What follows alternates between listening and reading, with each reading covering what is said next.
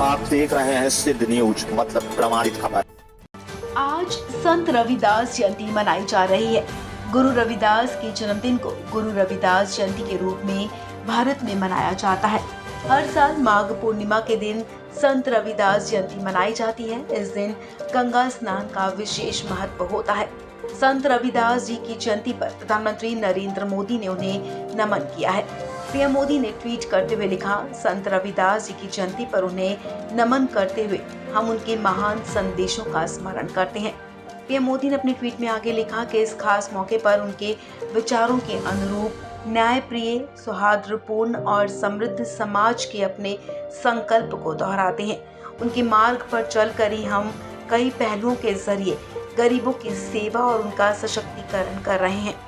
आइए जानते हैं संत रविदास जी के अनमोल वचन और उनका इतिहास।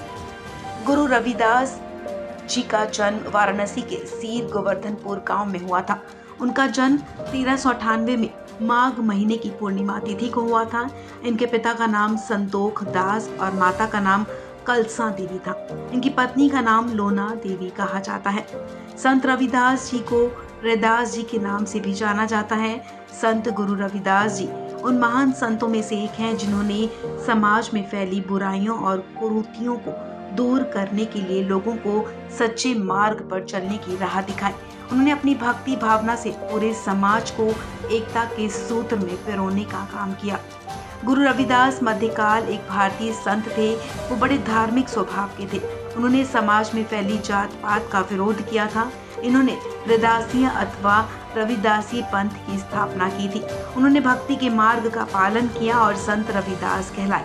उनकी शिक्षाओं और उपदेशों से आज भी समाज को मार्गदर्शन मिलता है।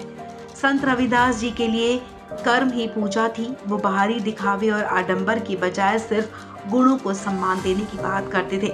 उन्होंने कभी भी भक्ति मार्ग को नहीं छोड़ा।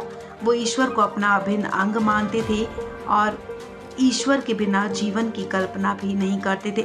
रविदास जी जाति व्यवस्था के सबसे बड़े विरोधी थे। उनका मानना था कि इन जाति पाति के चलते मनुष्य एक दूसरे से दूर होता जा रहा है। उनका कहना था कि जिस जाति से मनुष्य से बंटवारा हो जाए तो फिर जाति का क्या लाभ।